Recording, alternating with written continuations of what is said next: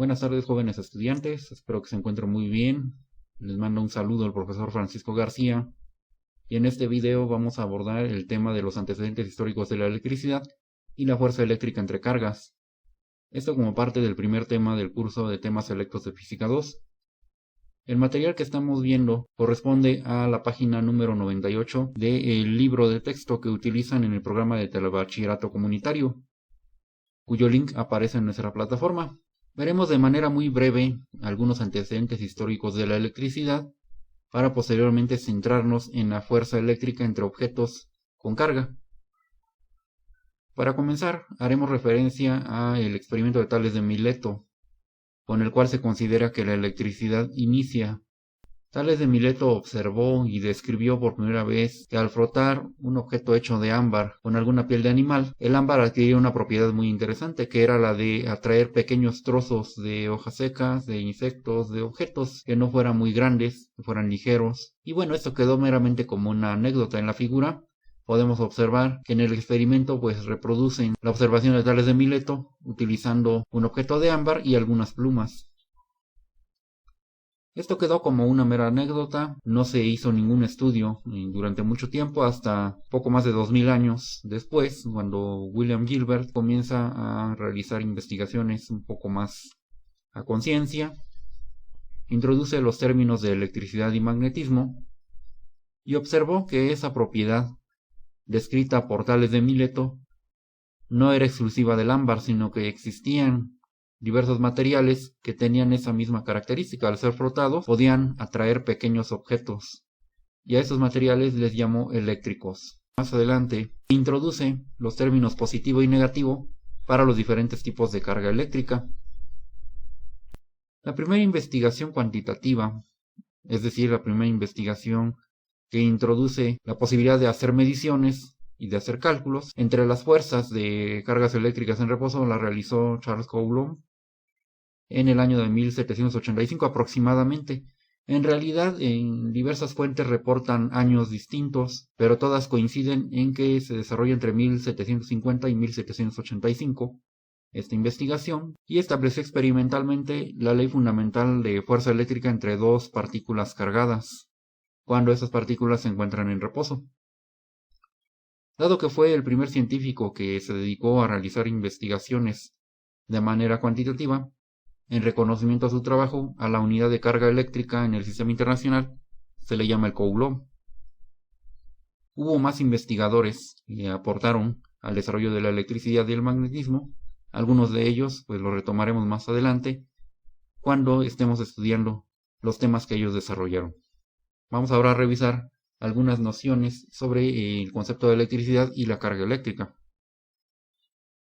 La palabra electricidad proviene de una palabra griega, electron, que significa ámbar, por los experimentos realizados por Tales de Mileto, donde se utilizó este material. La electricidad es una forma de energía correspondiente a un fenómeno físico que se origina del movimiento de partículas subatómicas por medio de esos objetos con la propiedad llamada carga eléctrica. La electricidad es un área grande, por lo tanto se tiene que dividir en dos grandes áreas también. Una de ellas es la electrostática o electroestática, como se menciona aquí, que básicamente se encarga de estudiar los fenómenos relacionados con cargas eléctricas en reposo, mientras que la electrodinámica se encargará del estudio de los fenómenos relacionados con las cargas eléctricas en movimiento. Entonces tenemos dos grandes áreas: electrostática, cargas en reposo; electrodinámica, cargas en movimiento. La carga eléctrica se considera como una propiedad fundamental de la materia y base de todos los fenómenos de interacción eléctrica, y se va a representar con la letra Q, ya sea una letra Q minúscula o Q mayúscula. No hay en realidad un consenso en cuanto a si la letra debe ser minúscula o mayúscula, se pueden utilizar indistintamente.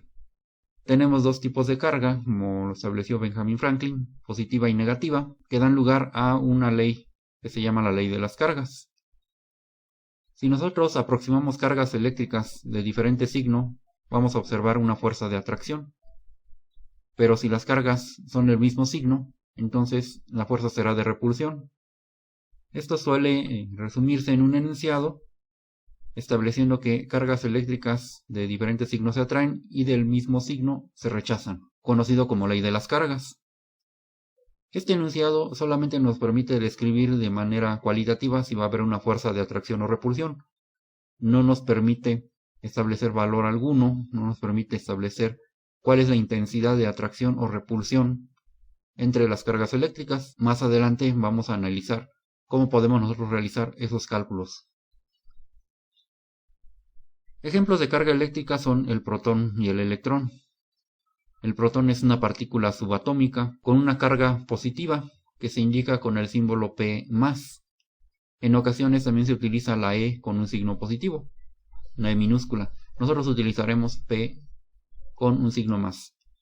Y el valor que tiene la carga eléctrica del protón es 1.6 por 10 a la menos 19 coulombs.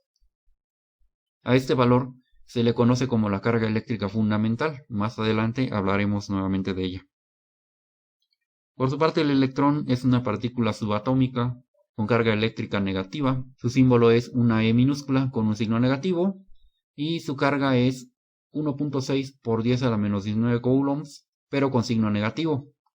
Notemos que en magnitud tanto el protón como el electrón tienen la misma carga, sin embargo la diferencia está en los signos. En esta figura podemos nosotros ejemplificar la aplicación de la ley de las cargas. Cargas de signo diferente se van a atraer, cargas de igual signo se rechazan.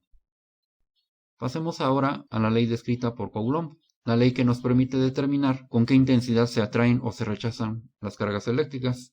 La ley de Coulomb establece que la fuerza con la cual se atraen o se rechazan dos cargas eléctricas es proporcional al producto de las cargas e inversamente proporcional al cuadrado de la distancia que hay entre ellas, lo cual se expresa de manera matemática con esta ecuación, donde F mayúscula es la fuerza de atracción o repulsión que en el sistema internacional se mide en newtons.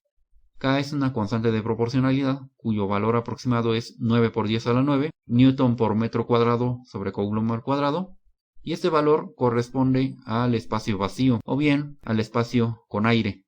Si nosotros tenemos los objetos cargados en un medio que no sea el vacío o el aire, por ejemplo en cera, en plástico, en madera, esta constante va a cambiar. En ese caso se requerirán tablas de algunas cantidades muy específicas que van a reemplazar a este valor. Q con subíndice 1 y Q con subíndice 2 corresponde a las cargas eléctricas, al valor propiamente de las cargas que se van a medir en coulombs, y R es la distancia que hay entre ambas cargas que se mide en metros. Suelen utilizarse además de coulomb algunas pequeñas cantidades de carga indicadas mediante prefijos del sistema internacional, como el milicoulomb, que corresponde a 1 por 10 a la menos 3 coulombs y se indica de esta manera. También se puede emplear el microcoulomb, corresponde a 1 por 10 a la menos 6 coulombs, se indica de esta otra forma. O bien el nanocoulomb, correspondiente a 1 por 10 a la menos 9 coulombs y se indica de esta forma. Vamos a pasar ahora al simulador de física interactiva con la finalidad de que podamos analizar cómo cambia la fuerza entre dos partículas con carga conforme la distancia va variando y también como función de la carga. ¿Qué pasa cuando va cambiando la distancia? ¿Y qué pasa cuando va cambiando la carga? Comenzaremos analizando el caso en el cual tenemos dos cargas positivas. En la pantalla estamos observando dos círculos en color rojo representando a dos cargas positivas. Una se llama Q1, la otra es Q2. La primera de las cargas tiene un valor de 3.26 por 10 a la menos 7 coulombs y la segunda de 1.54 por 10 a la menos 6 coulombs. Las cargas están separadas 4 metros y medio en el aire. Iniciemos entonces la simulación y observemos los vectores fuerza. Como esperábamos, las cargas comienzan a alejarse.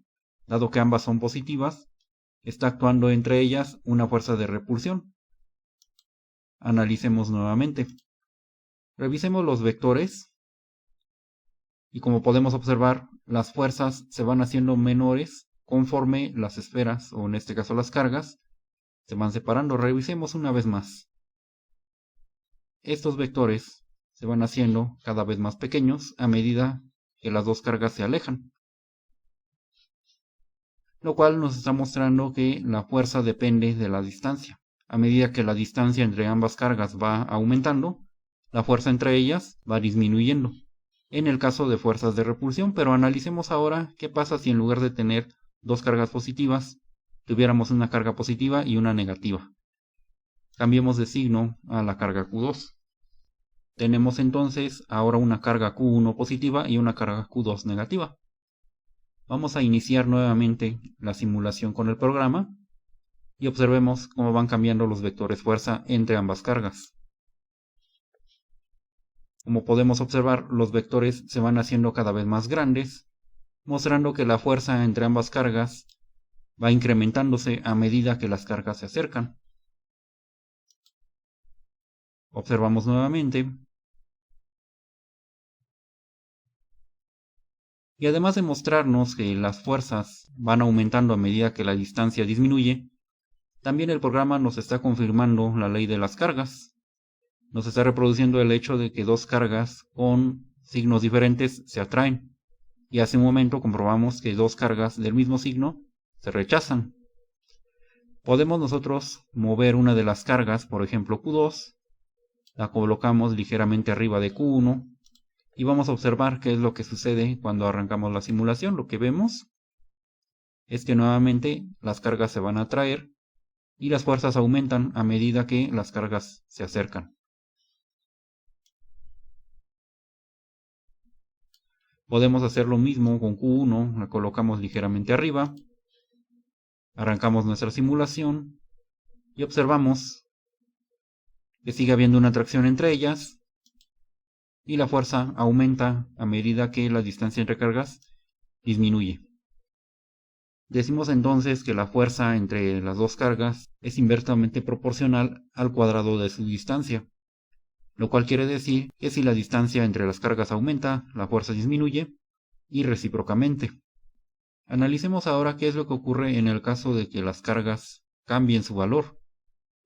Iniciemos con Q1 con un valor de 2.51 por 10 a la menos 7 coulombs y Q2 de 1.04 por 10 a la menos 6 coulombs.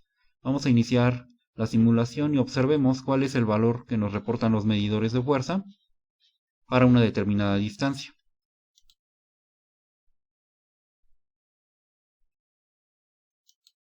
Vamos a detenerlo aquí.